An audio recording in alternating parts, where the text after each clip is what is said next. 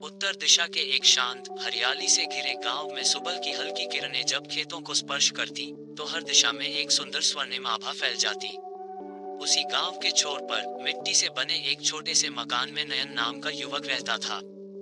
बाहर से वह सामान्य था, जैसे बाकी सब। माता पिता की सेवा करता, गांव के बच्चों को पढ़ाता और हर किसी की मदद करने को तत्पर रहता। लेकिन उसके भीतर एक तूफान पल रहा था, जिसकी आहट किसी को सुनाई नहीं देती थी। नयन का मन अक्सर भरा हुआ होता, लेकिन किसी के लिए नहीं, बल्कि सवालों से। मैं इतना अकेला क्यों हूँ? क्या कोई है जो मुझे वैसे ही समझ सके जैसे मैं हूँ? क्या मैं सच में किसी के लिए मायने रखता हूँ? दिन भर लोगों से घिरे रहने के बाद जब नयन रात को अपने कमरे में अकेला होता, तो वह घड़ी भर चैन नहीं लेता। वह आकाश को देखता और सोचता, क्या ये तारे भी अकेले हैं या बस मैं ही हूँ जो हर रिश्ते के बावजूद एकांत में डूबा है।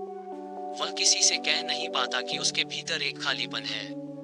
उसे यह कहने में संकोच होता, क्योंकि उसे डर था कि लोग कहेंगे, तू इतना सब कुछ होते हुए भी दुखी है। लेकिन सच्चाई ये थी कि वह सब कुछ होते हुए भी खाली था।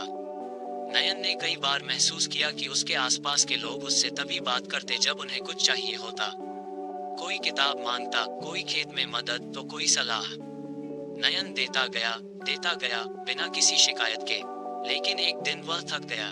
उस दिन उसकी माँ ने उसे डांटा, सिर्फ इसलिए कि वह थोड़ी देर से घर लौटा। पिता ने बिना कारण ही उसकी तुलना गांव के किसी दूसरे लड़के से कर दी। उसके मित्रों ने उसके बिना किसी बात के मजाक उड़ाए, और सबसे गहरा आघात तब हुआ जब उसने किसी को अपने दिल की बात कहनी चाही, लेकिन सामने वाले ने ध्यान तक नहीं दिया। वह क्षण उसके लिए निर्णायक था। उस रात नयन छत पर लेटा आकाश को देखता रहा। चांद पूरा था, लेकिन उसे चांद भी अधूरा लग रहा था। क्या मुझे इस जीवन में बस देना ही देना है? क्या मुझे कभी कोई ऐसा मिलेगा जो मुझे भी वैसे ही समझे, बिना मांगे?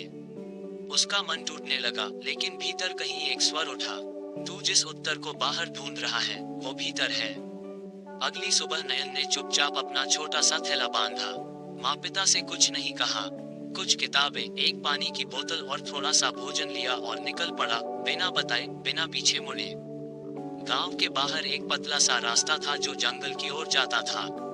वह रास्ता वर्षों से नयन की कल्पनाओं में था, एक रास्ता जो उसे अपने उत्तरों तक पहुंचा सकता था। जैसे जैसे वह आगे बढ़ा, पेड़ घने होते गए, रास्ता सुनसान होता गया और चारों तरफ एक अजीब सी शांति फैल गई। लेकिन उस शांति में एक गहराई थी, जैसे कोई उसे पुकार रहा हो। चलते चलते नयन ने अपने आप से बात करना शुरू किया। पहले तो वह चुप था, फिर जैसे भीतर की दीवारें टूटने लगीं। मैं किससे भाग रहा हूँ? क्या ये सही है जो मैं कर रहा हूँ? क्या ध्यान, शांति, सत्य, ये सब केवल शब्द हैं या कुछ ऐसा जो वास्तव में मेरे भीतर भी जाग सकता है? जवाब नहीं मिले, लेकिन प्रश्न गहराते गए। अंततः दिन ढलते ढलते वह एक जलधारा के पास पहुंचा। वहां एक विशाल पीपल का पेड़ था। नयन ने वहीं रुकने का निर्णय लिया। वह बैठा, आंखें मूंदी और पहली बार अपने मन को बिना भागे देखने की कोशिश की। उसकी आंखों से आंसू बह निकले। वर्षों का दर्द, अव्यक्त भाव, अस्वीकार की टीस, सब उस एक क्षण में बह निकले। मैं अकेला हूँ, लेकिन अब मैं इस अकेलेपन से डरता नहीं। वह पहली रात थी जब नयन ने चुप्पी को अपनाया, न कि उससे लड़ाई की। पीपल के वृक्ष के नीचे बीती वह पहली रात नयन के जीवन की सबसे अनोखी रात थी। न तो उसने किसी से बात की, न कोई शिकायत की, न ही कोई उत्तर मांगा। केवल मौन था, वह मौन जो भीतर तक उतरता जा रहा था। भोर की पहली किरण जब जलधारा पर पड़ी, तो उसकी झलक नयन की बंद आंखों तक पहुंची। उसने धीरे धीरे आंखें खोली, एक लंबी सांस ली और महसूस किया कि कुछ बदल गया है। कुछ छोटा सा, पर बहुत गहरा। नयन ने अपने चारों ओर देखा। वही जंगल, वही जलधारा, वही पेड़, लेकिन अब हर चीज जैसे बोल रही थी। पत्तों की सरसराहट, पक्षियों का मधुर गीत, पानी की कलकल, सब कुछ भीतर तक जा रहा था। क्या पहले भी ये सब ऐसे ही था और मैं ही अनसुना करता रहा? नयन के मन में ये पहला सच्चा सवाल उठा, ऐसा सवाल जो उत्तर मांगता नहीं, केवल सुनना चाहता है। उसी दोपहर जब नयन जलधारा से पानी भर रहा था, तभी एक वृद्ध व्यक्ति वहां पहुंचा। उसके हाथ में कमंडल, कंधे पर चादर और आंखों में एक अद्भुत शांति थी। नयन ने उन्हें प्रणाम किया और विनम्रता से पूछा, आप साधु हैं? वृद्ध ने मुस्कुराकर कहा, साधु नहीं, साधक हूँ। अभी खोज रहा हूँ। क्या खोज रहे हैं आप? नयन ने पूछा। खुद को, वृद्ध ने शांतिपूर्वक उत्तर दिया। यह उत्तर नयन के भीतर गूंज गया। वृद्ध साधक का नाम स्वरानंद था। उन्होंने नयन से कोई विशेष प्रश्न नहीं किया, केवल उसके चेहरे को देख मुस्कुराए। तू भी भाग कर आया है? नहीं, नयन बोला, मैं खुद तक पहुंचने आया हूँ। स्वरानंद ने कहा, तो फिर तू सही दिशा में चल पड़ा है। लेकिन ये यात्रा लंबी है, अकेली भी, और कभी कभी डरावनी भी। नयन ने पहली बार किसी की बात में खुद को पाया। स्वरानंद वहीं कुछ दिन रुक गए। उन्होंने नयन को मौन में बैठना सिखाया। कहा, ध्यान कोई कर्म नहीं है, ये शून्यता को देखने की कला है।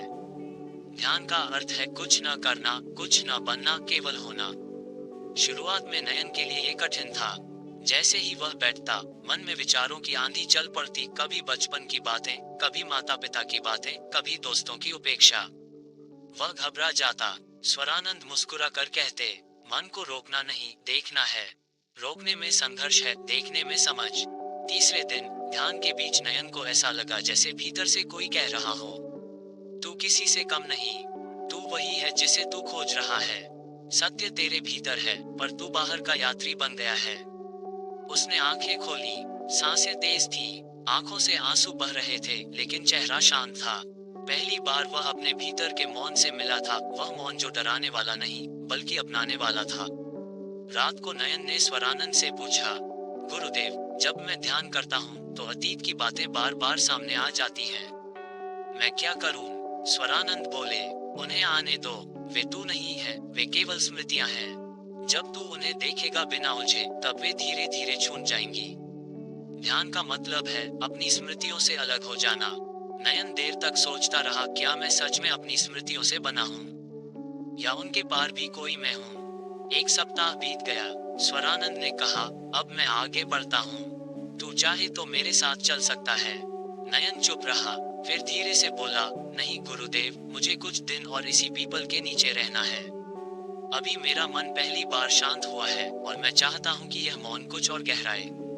स्वरानंद मुस्कुरा उठे, शिष्य बनने की पहली योग्यता है अपने मौन से प्रेम करना। तू तैयार है? और फिर वह चले गए। नयन अकेला रह गया, लेकिन अब वह अकेलापन बोझ नहीं था। वह एक आकाश की तरह लग रहा था, जिसमें न कोई सीमा थी, न कोई अपेक्षा। हर सुबह वह सूरज को देखता, हर रात चांदनी में खो जाता। उसका जीवन अब दिन और रात से नहीं, भीतर के शांति से संचालित हो रहा था। अब वह धीरे धीरे अपने ही भीतर उतरने लगा था, उस सत्य की ओर जिसका कोई नाम नहीं था। पीपल के वृक्ष के नीचे बीते दिन नयन को बहुत बदल चुके थे। उसकी आंखों में अब वैसी बेचैनी नहीं थी जैसी पहले हुआ करती थी। अब उसके भीतर प्रश्नों की जगह मौन पनपने लगा था, एक ऐसा मौन जो शून्य होते हुए भी संपूर्ण था।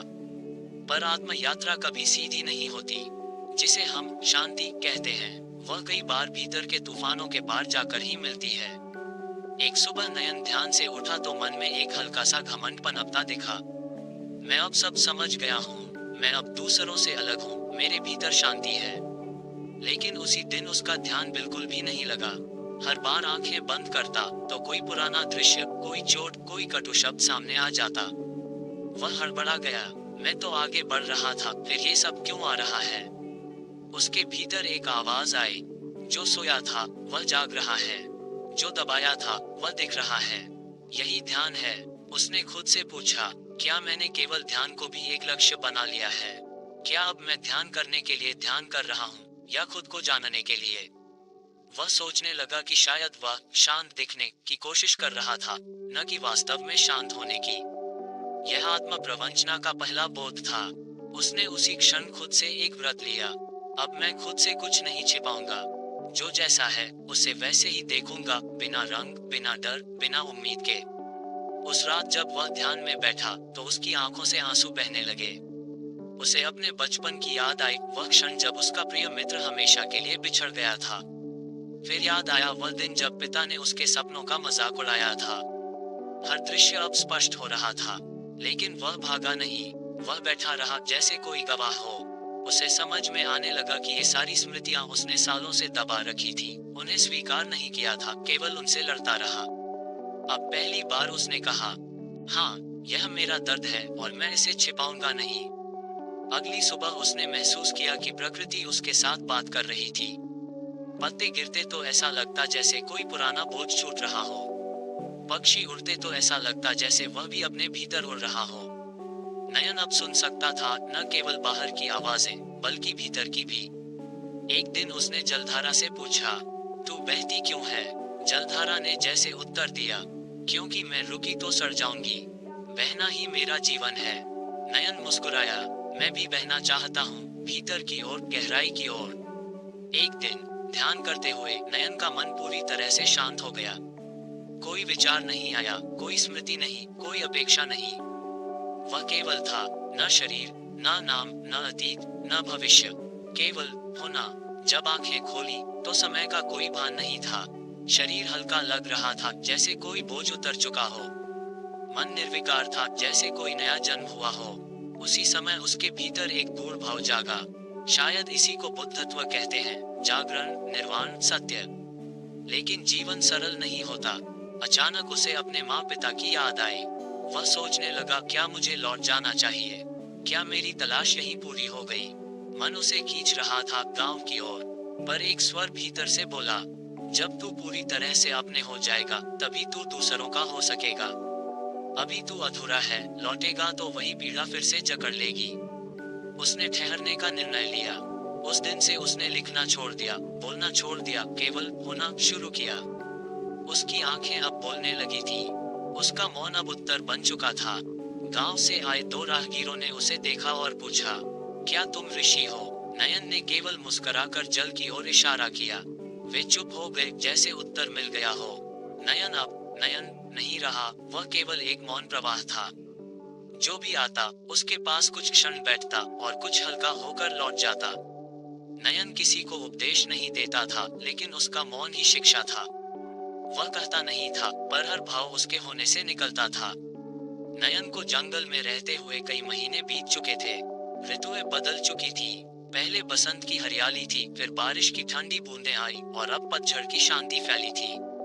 वृक्षों के पत्ते धीरे धीरे झड़ रहे थे, जैसे प्रकृति स्वयं ये सिखा रही थी, छोड़ना ही जीवन है। पर आज नयन के भीतर कुछ और ही चल रहा था। एक प्रश्न धीरे धीरे आकार ले रहा था, क्या मुझे लौटना चाहिए? रात के अंधकार में जब सब कुछ शांत था, तब उसने पहली बार अपने भीतर से आती एक स्पष्ट पुकार सुनी, जाओ, लेकिन अब देने के लिए जाओ। लेने का समय पूरा हुआ। नयन चौंका नहीं। वह समझ चुका था कि जो भीतर से आता है वह सत्य होता है। अब वह उस अवस्था में पहुंच चुका था जहां जीवन को केवल अपने लिए नहीं जिया जाता। सुबह वह उठा, पीपल वृक्ष के नीचे अंतिम बार बैठा। उसने हाथ जोड़कर वृक्ष, जलधारा, हवा, आकाश, सभी को प्रणाम किया। तुम मेरे पहले गुरु थे। तुमने मुझे देखा जब मैं टूटा था। तुमने मुझे उठाया जब मैं डगमगाया। और अब जब मैं संपूर्ण हूँ, तुम मुझे विदा दे रहे हो। एक हल्की हवा चली और नयन मुस्कुरा उठा। समझ गया, यह विदाई नहीं, यह विस्तार है। लंबे समय के बाद जब नयन अपने गांव पहुंचा, तो सब कुछ वैसा ही था। वही कच्ची गलियां, वही तुलसी के पौधे, वही बूढ़ी खाटें। लेकिन अब उसकी आंखें बदल चुकी थी। जहां पहले उसे शिकायत दिखती थी, अब वहां करुणा थी। जहां पहले घुटन थी, अब वहां एक स्वीकार था। गांव के लोगों ने उसे देखा, पहचान लिया। अरे नयन, तू कहाँ चला गया था? वह मुस्कुराया, बोला कुछ नहीं।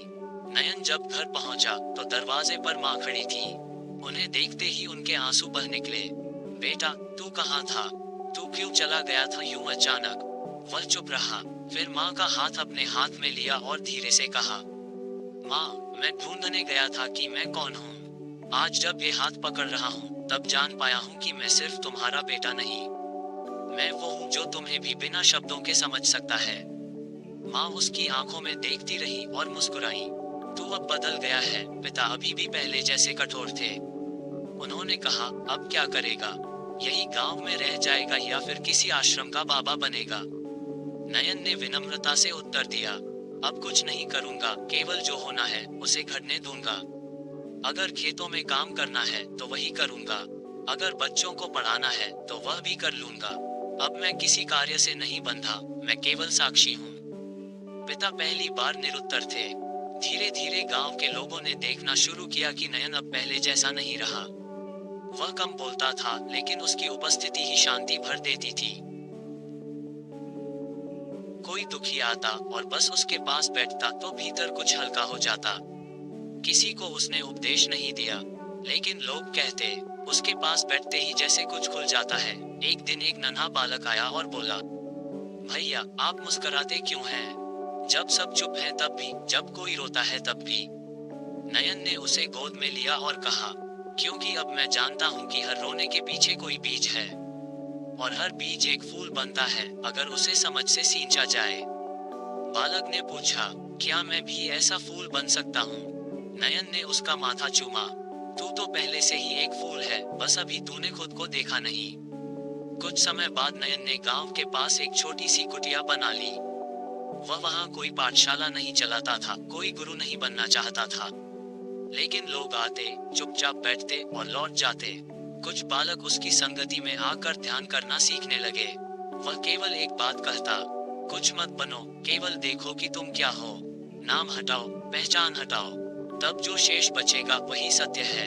नयन अब एक व्यक्ति नहीं रह गया था, वह एक मौन अनुभूति बन गया था, एक दर्पण जिसमें कोई भी स्वयं को देख सकता था। लोग अब उसे गुरु कहने लगे थे, लेकिन वह हर बार मुस्कुरा कर कहता, मैं न तो गुरु हूँ न ही ज्ञानी, मैं बस एक राहगीर हूँ। थोड़ा पहले चल पड़ा हूँ, इसलिए थोड़ा देख चुका हूँ। गांव में अब नयन की चर्चा दूर दूर तक फैलने लगी थी। लोग उसे मौन बाबा, नयन गुरु या कभी विचित्र संत कहने लगे थे। उसकी कुटिया अब भी साधारण थी, बिना किसी झंझट, बिना किसी चिन्ह के, लेकिन उस सादगी में एक गुरुत्व था जो सबको खींच लाता था। अब उसकी परीक्षा का समय था। अब प्रश्न केवल उसके भीतर नहीं उठते थे, अब लोग उससे प्रश्न करने आए थे। एक दिन एक विद्वान ब्राह्मण आया, जिसके कंधे पर ग्रंथों का बोझ था। उसने सीधे नयन से पूछा, क्या ईश्वर है? नयन कुछ देर चुप रहा, फिर उसने सामने की मिट्टी उठाकर ब्राह्मण के हाथ में रख दी और बोला, जब तक मिट्टी को मिट्टी समझोगे, ईश्वर बाहर रहेगा। जब मिट्टी में जीवन देखोगे, तब ईश्वर भीतर उतर आएगा। ब्राह्मण चुप हो गया, उसे एक शब्द का उत्तर चाहिए था। नयन ने उसे मौन दे दिया। एक युवक आया, जिसने अभी अभी प्रेम में धोखा खाया था। उसकी आंखों में क्रोध और निराशा थी। उसने पूछा, क्या इस दुखी संसार को छोड़ देना चाहिए? क्या संन्यास ही समाधान है? नयन मुस्कुराया। उसने युवक से कहा, अगर तुम इस संसार को छोड़कर जाओगे, तो वही मन ले जाओगे जो यहाँ दुखी था। क्या वह दुख वहीं भी साथ नहीं जाएगा? युवक अवाक रह गया। नयन ने आगे कहा, संसार को छोड़ने से कुछ नहीं होता। अपने भीतर जो संसार है उसे देखो। शांति बाहर नहीं, उस देखने में है। एक विधवा स्त्री आई, उसका जीवन दुखों से भरा था। उसने पूछा, आप इतने शांत कैसे रहते हैं? क्या आपको कभी क्रोध नहीं आता, डर नहीं लगता, पछतावा नहीं होता? नयन ने उसकी ओर देखा और बोला, मुझे सब आता है। क्रोध भी आता है, डर भी उठता है, स्मृतियां भी सताती हैं। लेकिन अब मैं उन्हें पकड़ता नहीं, मैं उन्हें देखता हूँ और जाने देता हूँ। मैं कोई साधु नहीं, बस अब मैं अपने विचारों का गुलाम नहीं रहा। वह स्त्री रोने लगी। नयन ने सिर पर हाथ रखा और कहा, शांति कोई वस्त्र नहीं है जो पहना जाए, ये तो भीतर की स्वीकृति है, खुद को वैसे ही स्वीकारने की क्षमता। एक बच्चा आया, उसके हाथ में एक पत्ता था। उसने पूछा, गुरुजी, ये पत्ता भी सत्य है और वो पत्थर भी, पर आपने कहा था कि सत्य नाम रहित होता है, तो फिर कौन सा सत्य है? नयन मुस्कुराया। जब तू पत्ते को पत्ता कहता है, तब तू उसे नाम से जानता है। जब तू उसे केवल देखता है, बिना कोई शब्द बोले, बिना कोई विचार डाले, तब तू उसे जैसा वह है वैसा जानता है। बस वही सत्य है, जो शब्द से परे है वह सत्य है। बालक ने आंखें बंद की और पत्ते को छूकर चुपचाप बैठ गया। एक बूढ़ा आदमी आया। जीवन भर उसने पैसे कमाए, घर बनाया, रिश्ते निभाए। अब जब बुढ़ापा आया, तब वह सोच में पड़ गया, मैंने सब किया, फिर भी भीतर खाली हूँ। क्या जीवन का कोई उद्देश्य है? नयन ने कहा, तुमने बहुत कुछ किया, पर कभी खुद को देखा नहीं। जीवन का उद्देश्य करना नहीं, होना है। तुम जितना कुछ करने में लगे रहे, उतना ही खुद से दूर होते गए। बूढ़ा आदमी शांत हो गया। उसकी आंखों में चमक आ गई। तो अब क्या करूं? नयन ने कहा, अब कुछ मत करो। जो कुछ रह गया है उसमें उतर जाओ। हर सांस में समा जाओ। हर क्षण को जियो जैसे तुम कभी नहीं जिए थे। जीवन अभी है और यही उसका उद्देश्य है। इन सब प्रश्नों के बीच नयन बोलता तो बहुत कम था, लेकिन हर उत्तर के बाद वह चुप हो जाया करता। उसकी चुप्पी जैसे प्रश्नों को राख बना देती थी, वो राख जिसमें अहंकार जलकर समाप्त हो जाता है। लोग उस मौन को अनुभव करते थे और लौटते हुए किसी और की तरह लौटते थे, थोड़े हल्के, थोड़े चुप, थोड़े गहरे। नयन की कुटिया मंदिर नहीं थी, वह एक दर्पण थी। जो वहां आता वह खुद को देखता था। कोई ईश्वर नहीं दिखता था वहां, सिर्फ वही जो पहले से भीतर था लेकिन छिपा हुआ। अब नयन का नाम गांव से बाहर भी पहुंचने लगा था। लोग उसे महान कहने लगे, कई उसे गुरु बनाना चाहते थे, कोई उसे पूजना चाहता था। लेकिन नयन ने धीरे से एक पंक्ति कही, मैं कोई मंजिल नहीं, मैं बस एक दिशा हूँ। मुझे पूजो मत, मेरे मौन में खुद को खोजो। वर्षों बीत गए, नयन अब बूढ़ा नहीं हुआ था, पर समय उसके शरीर को छूकर निकल चुका था। बाल थोड़े सफेद हुए, चाल थोड़ी धीमी हुई, पर उसकी आंखों की चमक वैसी ही स्थिर, वैसी ही गहरी थी। अब लोग उसे देखने नहीं आते थे, अनुभव करने आते थे। वह बोलता नहीं था। अब बहुत दिन हो गए थे जब उसने कोई वाक्य पूरा बोला हो, पर लोग फिर भी कहते थे, उसके मौन में कुछ है, जैसे कोई मंत्र हो। एक रात पूर्णिमा के चंद्रमा के नीचे नयन ध्यान में बैठा। ये ध्यान वैसा नहीं था जैसे पहले होते थे। यह कोई साधना नहीं थी, यह विलय था। उसका मन एक बूंद की तरह था जो अब समुद्र से मिलना चाहती थी, बिना अलग होने की कामना किए। वह अब ये जानता था कि जो बचा है वह केवल एक जीना पड़ता है, स्व और शून्य के बीच। जैसे जैसे ध्यान गहराता गया, नयन के भीतर एक विस्फोट हुआ। पर यह कोई शोर नहीं था, यह मौन का विस्फोट था। उसने देखा, वह नयन नहीं है, वह शरीर नहीं है, वह स्मृति नहीं है, वह नाम नहीं है, वह कोई मैं नहीं है। जो शेष बचा वह था एक मौन, निर्वचन, अचल उपस्थिति। एक ऐसा होना जिसमें होने का बोध भी मिट गया था। कुटिया के बाहर कुछ लोग बैठे थे। उन्हें लगा कि नयन बहुत देर से एक ही मुद्रा में बैठा है। उन्होंने पास जाकर देखा, उसकी सांसें नहीं थी, पर चेहरा शांत था, ऐसा जैसे कोई गहरी नींद में हो। किसी ने कहा, नयन अब नहीं रहे। दूसरे ने मुस्कुराकर कहा, नहीं, वे अब कहीं नहीं हैं, इसलिए अब हर जगह हैं। नयन की कुटिया में कोई दीवार नहीं बदली गई, कोई मूर्ति नहीं रखी गई। उसके शिष्यों ने उसे मंदिर नहीं बनाया, क्योंकि उन्होंने जाना था कि नयन बाहर नहीं, भीतर था। अब भी वहां कोई आता है तो चुपचाप बैठता है। वहां कोई आरती नहीं होती, कोई पूजा नहीं होती, केवल मौन बहता है। लोग कहते हैं, यहाँ आकर लगता है जैसे कुछ पिघल गया हो। नयन ने जीवन भर कुछ नहीं मांगा। वह आया, देखा और खुद से विलीन हो गया। उसने न कोई संप्रदाय बनाया, न कोई ग्रंथ लिखा, न किसी को शिष्य बनाया। उसने केवल एक बात जीकर दिखाई, स्वयं को मिटाए बिना सत्य नहीं मिलता। जब मैं चला जाता है तब ही वह प्रकट होता है। नयन के अंतिम शब्द जो किसी ने सुने थे वो थे, अब कुछ कहने को नहीं बचा, क्योंकि अब कोई कहने वाला नहीं बचा।